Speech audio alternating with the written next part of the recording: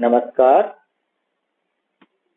आज का टॉपिक है MA final paper 8C industrial sociology presented by doctor Hiralal Bairwa. आज का टॉपिक है परिवार पर औद्योगिकरण का प्रभाव, impact of industrialisation on family. परिवार पर औद्योगिकरण का प्रभाव।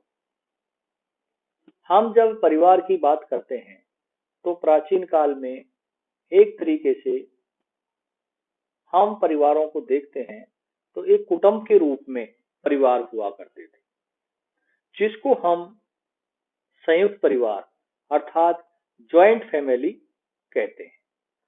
अब जो जो औद्योगिकरण का प्रभाव बढ़ा तो वो परिवार विघटित होते हुए चले गए। तो उनमें क्या किस किस प्रकार का विघटन हुआ उसके बारे में हम आज विस्तार से चर्चा करेंगे। परिवार विवाह के साथ साथ एक परिवार का निर्माण हो जाता है। तो यहाँ पर विवाह के साथ साथ हम बात करते हैं तो औद्योगिकरण ने परिवार की संरचना को भी प्रभावित किया है। परंपरावादी दृष्टिकोण के अनुसार संयुक्त परिवारों की संख्या धीरे धीरे समाप्त ही होती जा रही है, क्योंकि उसमें अब प्राथमिक संबंधों के लिए कोई स्थान नहीं रहा है। और एक तरीके से देखा जाए तो परिवारों पर औद्योगिकरण के प्रभाव पड़ने के कारण अब वो इस तरीके से विघटित होते हुए चले जा रहे हैं। तो उसके बारे में हम उनके जो एक तरीके से प्रभाव के जो कारण हैं उनके बारे में हम यहाँ पर चर्चा करेंगे। परिवार पर औद्योगिकरण का प्रभाव है, उसका पहला है संयुक्त परिवारों का विघटन। संयुक्त परिवारों का विघटन का तात्पर्य है कि प्राचीन भारत में संयुक्त परिवार प्रथा थी। पिता, चाचा, उनके पुत्र एवं पत्नियां सभी साथ साथ रहते थे। परिवार का एक मुखिया होता था, वह सबकी व्यवस्था करता था। जो कुछ भी आय होती थी वह मुखिया को दी जाती थी। वह सबके खाने पीने रहने की समान व्यवस्था करता था। लेकिन औद्योगिकरण ने संयुक्त परिवार प्रथा को प्राय समाप्त किया है। अब परिवार के अधिकांश सदस्य कारखाने में कार्य करते हैं। सबके कार्य तथा आय भिन्न भिन्न होती है। आय की दृष्टि से परिवार के सदस्य आत्मनिर्भर होते हैं तथा उन्हें कारखाने के द्वारा सामाजिक सुरक्षा भी प्राप्त होती है। अतः उन्हें अन्य सदस्यों की सहायता की आवश्यकता भी नहीं होती, इसलिए वे अलग रहना पसंद करते हैं। इसके साथ ही औद्योगिक नगरों के जो मकान भी छोटे होते हैं, उनमें संयुक्त परिवार के सभी सदस्य नहीं रह पाते। अतः इनके परिणाम स्वरूप क्या होता है कि संयुक्त परिवार समाप्त हो रहे हैं। व्यक्ति की गतिशीलता बढ़ी है, उसे जहां भी अच्छा कार्य मिलता है वो जाकर कार्य करने लगता है। इससे परिवार के सब सदस्य एक स्थान पर नहीं रह पाते और कुछ गांवों में रहते हैं तो कुछ नगरों में रहते हैं, तो कुछ सदस्य विभिन्न नगरों में भी।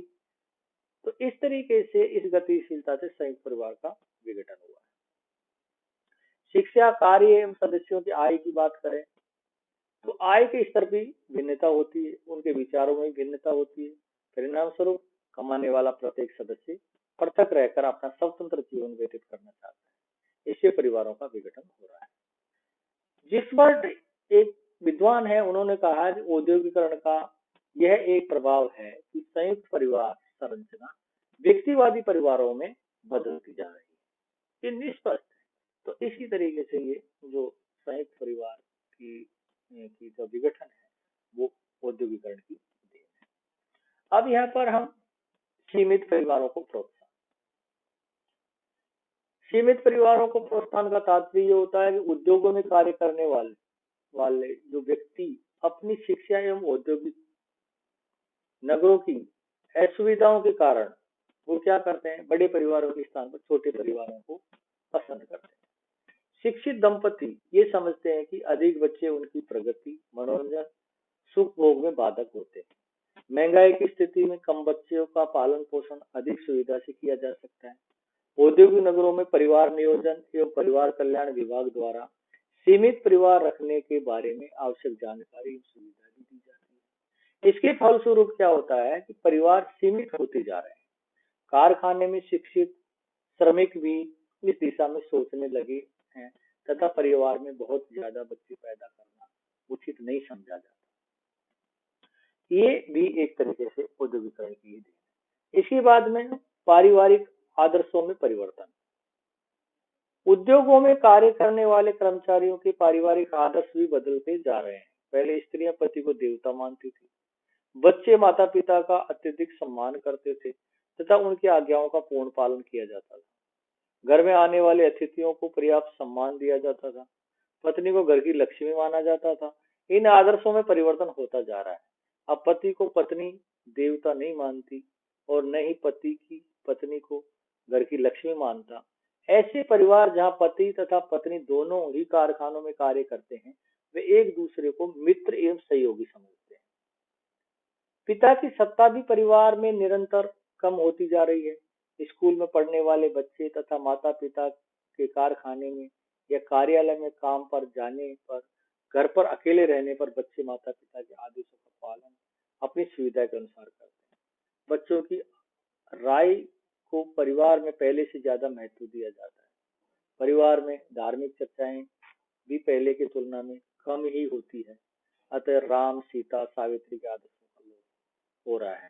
तो इस तरीके से जो पारिवारिक आदर्श हैं उनमें भी परिवर्तन हो रहा है और उनमें परिवर्तन में वाले एक नई दिशा की ओर परिवार का एक जाने की ओर शुरुआत कर रहा है। तो ये भी एक औद्योगिकरण की देन है। अब हम यहाँ परिवार के कार्यों में परिवर्तन। अब हम परिवार के कार्यों की बात करें तो परिवार एक ऐसी संस्था थी जहाँ बच्चों का लालन पालन होता था। घर के सभी सदस्यों को जीवन की समस्त आवश्यक सुविधाएं दी जाती थी। बीमारी बेकारी वृद्धावस्था में सदस्यों का पूरा पूरा ध्यान रखा जाता था। युवा होने पर विवाह किए जाते थे। बच्चों को परिवार में पुश्तैनी कार्य में प्रशिक्षण दिया जाता था। उनके कार्यों की व्यवस्था की जाती थी। हाँ, लेकिन परिवार के इन कार्यों में औद्योगिक समाज में बड़ा परिवर्तन आ गया। औद्योगिक समाजों में शिक्षण प्रशिक्षण के लिए स्कूल एवं प्रशिक्षण केंद्र हैं। उद्योगों में कर्मचारियों की सामाजिक सुरक्षा सामाजिक कल्याण के लिए विभिन्न योजनाओं के अंतर्गत बीमारी बेकारी वृद्ध व्यवस्था की स्थिति में आने पर आवश्यक सुविधाएं दी जाती है। अस्पताल बेकार होने पर भत्ता तथा वृद्ध व्यवस्था के लिए प्रोविडेंट फंड ग्रेच्युटी दी जाती है।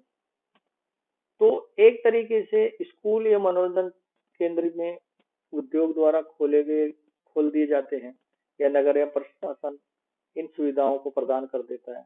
बच्चों को बाल और शिशु गृहों में रख उनके कार्यों से मुक्ति मिलती है। घर पर खाना बनाने का कार्य भी अब आवश्यक रूप नहीं रह गया जाता।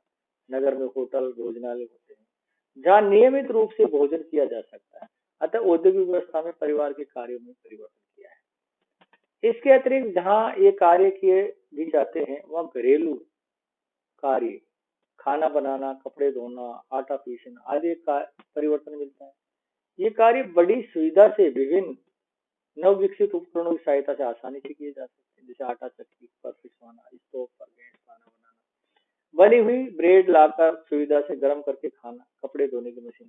तो ये सब चीजें अब पहले प्राचीन काल में सब एकजुट होते और इस तरीके के कार्य को बांट बांट के लोग करते थे। उन पे डिपेंड था। अब ये टोटली मशीनों पर निर्भरता बढ़ गई है। तो इस तरीके से औद्योगिकरण के कारण परिवार के कार्यों में पूरी तरीके से परिवर्तन है। महिलाओं की स्थिति में परिवर्तन। अब हम महिलाओं की स्थिति की बात करें तो औद्योगिकरण के माध्यम से महिलाओं की स्थिति में बहुत बड़ा क्रांतिकारी परिवर्तन हो रहा है। अब उनका कार्य क्षेत्र पर्दे के अंदर तथा घर की चार दीवारी नहीं रहकर सामाजिक एवं आर्थिक दृष्टि से पुरुषों पर पूर्ण आश्रित भी नहीं है।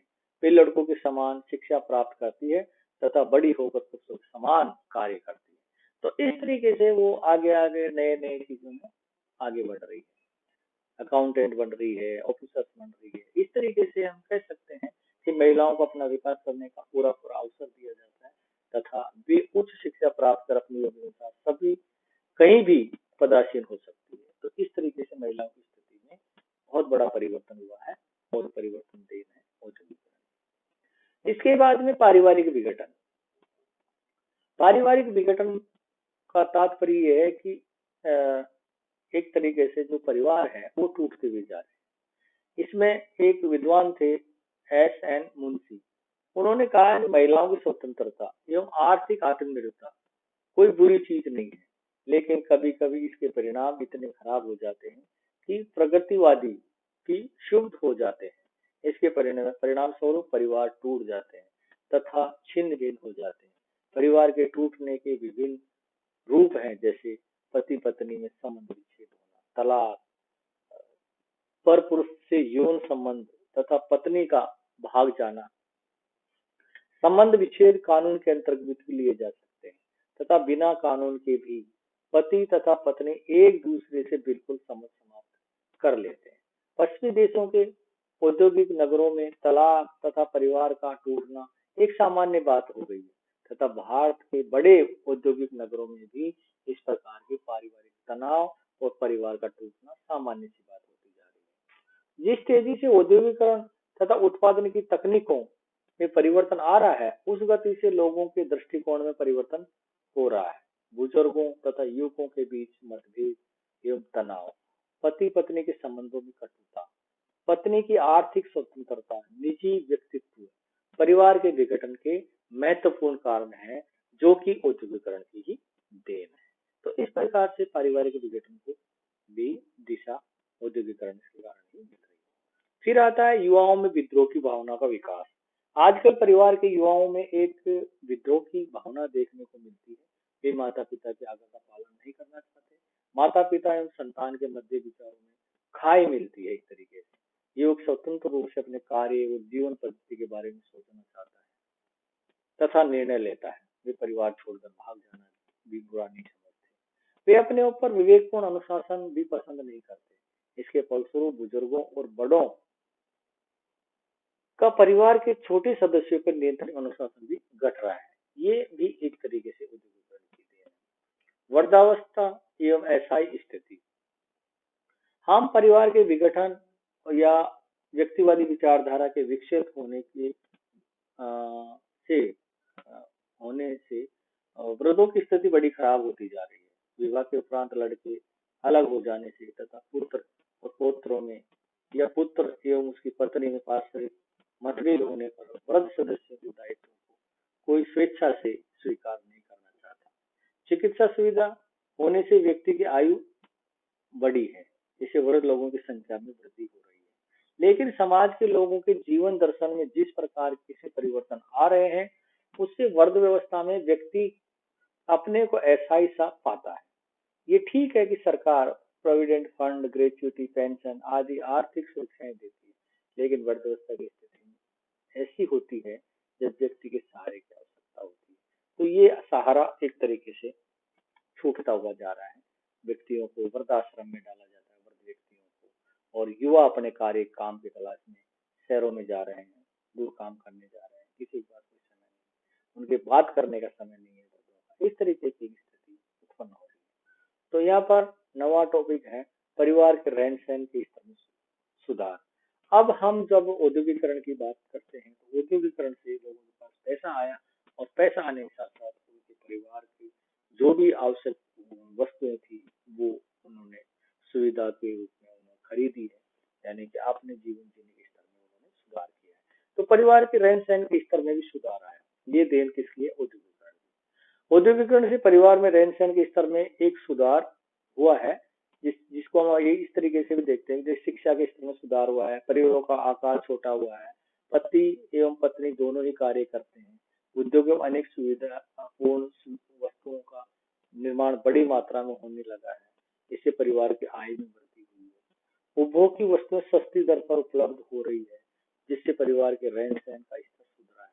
घर में रेडियो, पंखा, कपड़े सिलाई मशीन, कपड़े धोने की मशीन, साइकिल, स्कूटर, कार आदि उपभोग की सामान्य वस्तुएं हो गई है, और ये सभी एक तरीके से उद्योगों के माध्यम से ही व्यक्ति को प्राप्त हुई है और व्यक्ति का जीवन स्तर सुधरा है।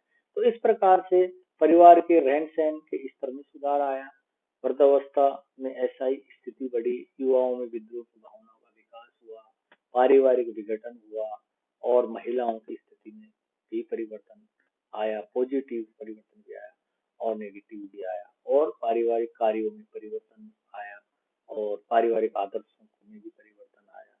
सीमित परिवार को, मतलब एक तरीके से एकाकी परिवार को, न्यूक्लियर फैमिली को एक तरह की बढ़ोतरी मिली, और इसके बाद संयुक्त परिवारों का भी विघटन हुआ और छोटे परिवारों का विकास हुआ। इस प्रकार से परिवारों पर औद्योगिकरण का प्रभाव